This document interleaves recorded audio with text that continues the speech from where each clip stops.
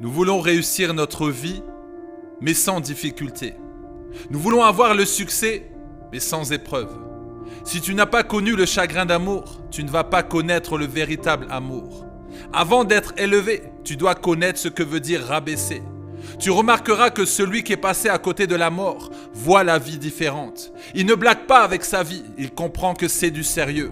Tu te demandes pourquoi tu dois passer par la déception avant de gagner. Parce que c'est le processus de la vie. Trop de gens sont devenus orgueilleux et ont détruit des vies.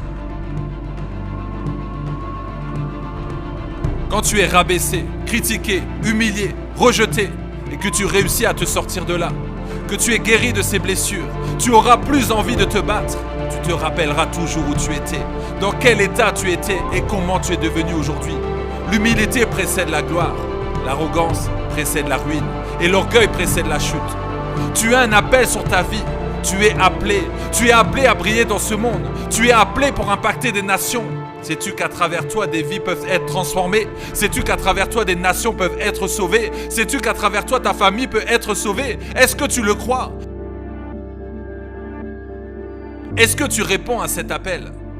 Si tu dis oui, tu vas devoir prendre conscience qu'il y aura certaines choses que tu vas devoir laisser. Tu vas devoir laisser ton confort.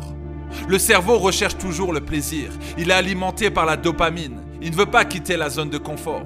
Mais pourtant, le cerveau est prêt à changer. Mais c'est à toi de décider.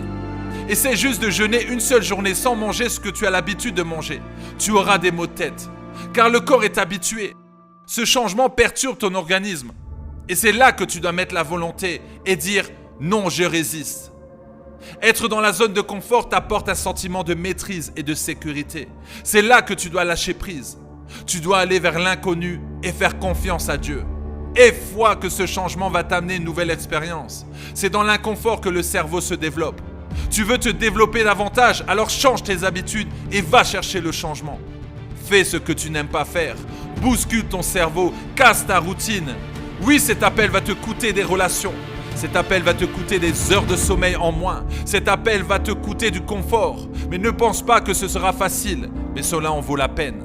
Je sais, tu n'aimes pas le rejet, la déception, les épreuves, les difficultés. Mais on n'est pas au pays des bisounours. On ne peut pas réussir sa vie en claquant des doigts. À travers les épreuves, tu vas connaître ce mot persévérance. Et tu dois connaître aussi ce mot discipline. Et tu rajoutes espoir dedans. Ne reste pas victime. Car en étant victime, tu attires les bourreaux. Tu remarqueras que dans ce monde, les gens faibles sont facilement des proies pour les persécuteurs. Je t'encourage à te lever et à te battre pour ta destinée. Le plus important n'est pas ce que tu fais, mais ce que tu deviens avec ce que tu fais. Regarde juste ta vie et dis-moi si tu as de l'influence. Est-ce que tu fais du bien autour de toi? Est-ce que tu impactes des vies? Est-ce que tu enseignes autour de toi ce que tu as appris? Si tu le fais, alors continue, je t'encourage. Et si tu ne le fais pas, alors c'est le moment de te réveiller. Sois un exemple pour ta génération. Ne perds pas ton temps à trouver des excuses inutiles. Exécute. Rappelle-toi sans cesse des personnes qui croient en toi. La foi et l'action te donnent la victoire.